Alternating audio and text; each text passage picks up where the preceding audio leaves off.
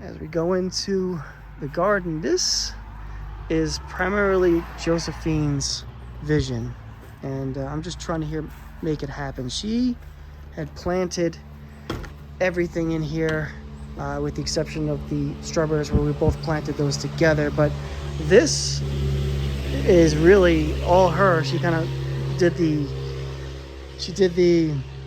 investigation. She did she made spreadsheets. She figured out what gets sun. I did a sun study on where the sun kind of lands, and then she plotted out where she's going to plant everything. So let's go into what we got in here.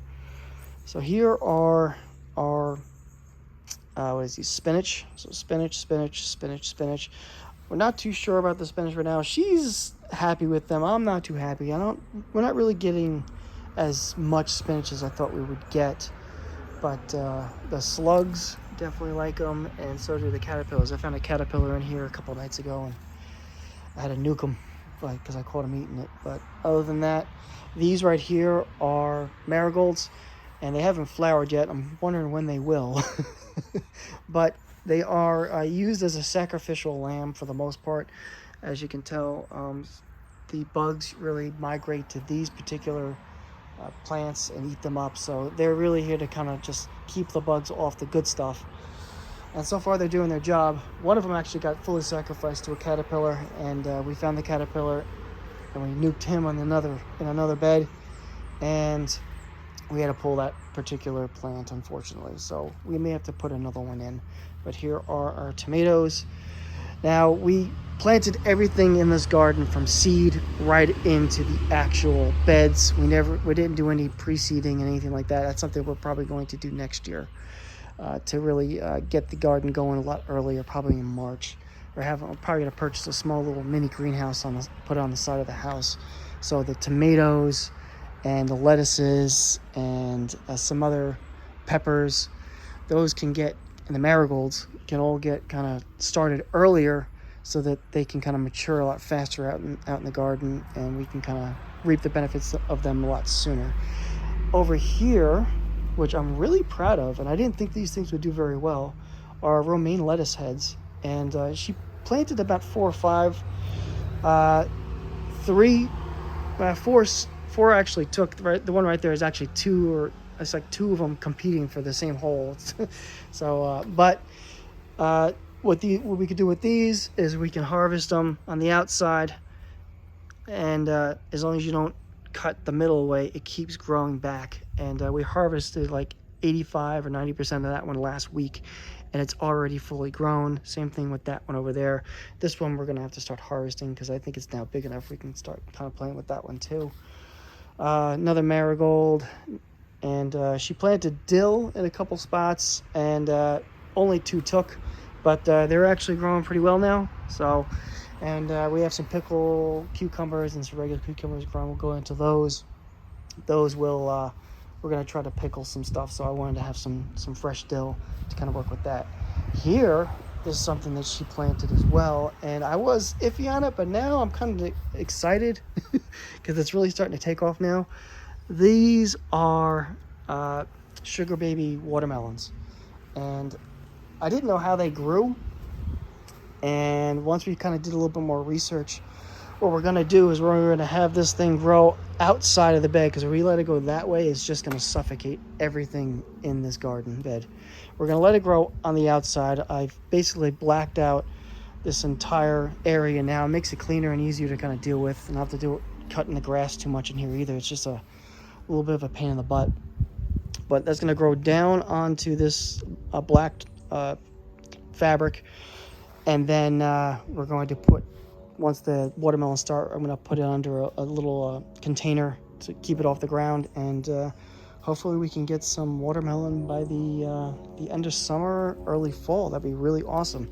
2 of these took really nicely. This one's starting to catch up now. So over here is our strawberry bed. These are Charlotte strawberries. They're everbearing strawberries. We had originally got them bare roots, and we put the bare roots in the ground, and they started to developing leaves within like 3 days, which I was really impressed. There were 20 in here. We're down to 15. 5 just didn't take for some reason. I don't know what's going on, but 15 took, and these things should be pretty aggressive, and we should be able to kind of propagate more than 15. I think in the next 2 or 3 years, we could probably fill out this entire bed for the most part as they keep multiplying. Their perennials are going to come up every year, so I'm excited. This one here in particular actually grew a flower, but I clipped it off so it can still really develop its root system, because after like a week and a half it developed a flower. It just was not ready to produce a flower and bear fruit. As you can see in this bed, we've had a lot of problems with caterpillars and slugs, and they've been really going to town on these particular marigolds that are kind of taking the brunt of the insect attacks. And in fact, there was one right there, and we had to really just pull it because it was just eaten. There was nothing left of it. So I'm excited, but I'm kind of just, I don't know. I'm excited we're gonna have strawberries, but at the same time, I'm not too sure how this is gonna pan out. But they're growing. They're doing well. We are seeing some minor, looks like sunburn and some minor leaf damage to some of the slugs. But I've been attacking them with some beer traps that we have over here, and on the other side. I fill up a beer every couple of nights, and I catch about 5 to 10 slugs a night when I put it out. So I'm hopefully making some sort of dent. These 3 things right here are kind of like my experiment to see how everything would kind of work out with grow bags. This is my first time with grow bags. I've never actually worked with those before. These are pickling cucumbers, and they've come out. These are probably maybe 3 weeks old, and they've just exploded with life. These are potatoes. There's about 5 potato starter seeds in each one, and they, after about 3.5 weeks, they broke through the ground, and now we're at like 6 or 8 weeks, and these things they've come out, and they're just saying hello to everybody. The only thing with grow bags you got to be really careful with, and I'm kind of learning as I go, is they dry out a lot faster, obviously, than the regular beds, because the water seeps out a lot faster and quicker. And because the water seeps out faster, it takes a lot of the nutrition with it. So I've been fertilizing these particular grow bags probably once a week with like 10-10-10 fertilizer, synthetic fertilizer, because any organic fertilizer really is not going to stay in the bag, and you're not going to get any benefit of that.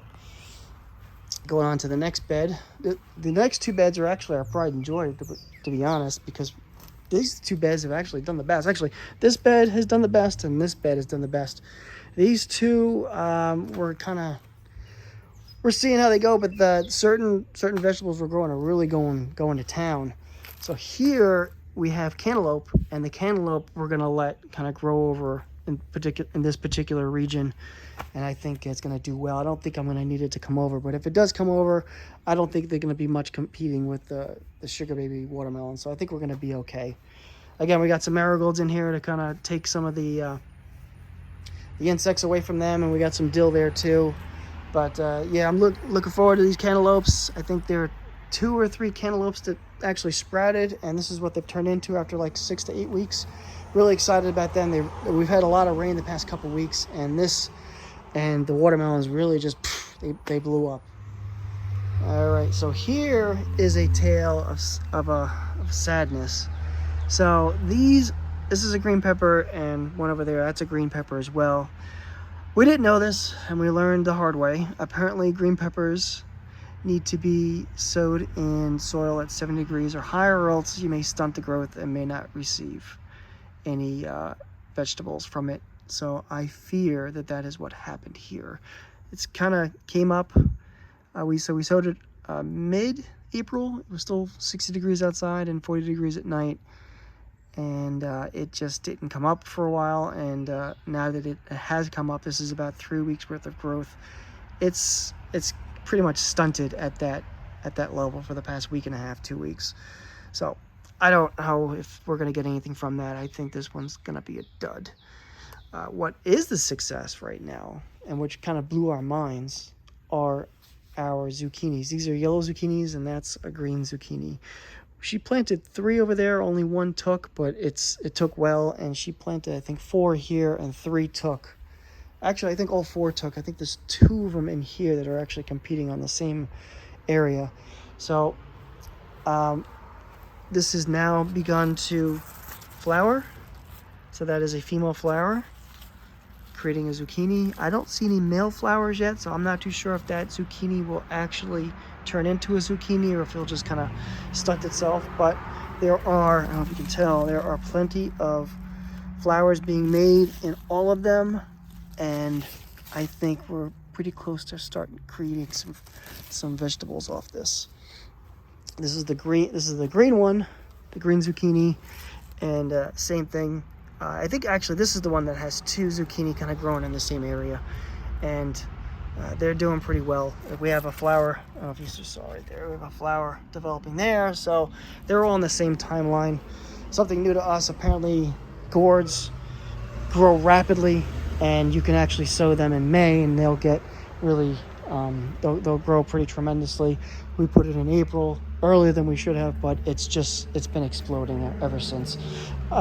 Direct sow these to the soil. You don't have to do those pre-planting and getting in a greenhouse. These can go right in the ground, and they will just kind of explode with life.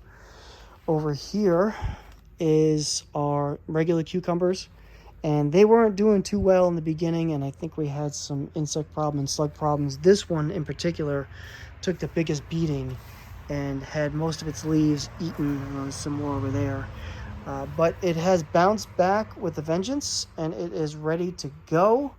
We don't have many marigolds in here. They just didn't take for some reason. So I may actually transplant one, maybe that one too, in here, because I think these particular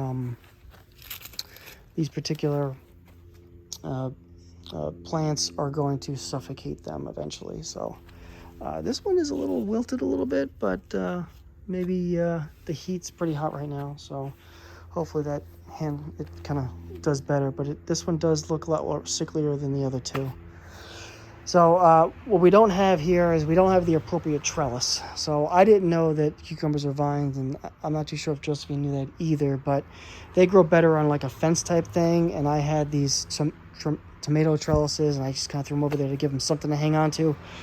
Same thing with these pickled cucumbers over here. I had gotten these from our raspberry bushes that we had potted, and then we took them out of the pot, put them into the ground.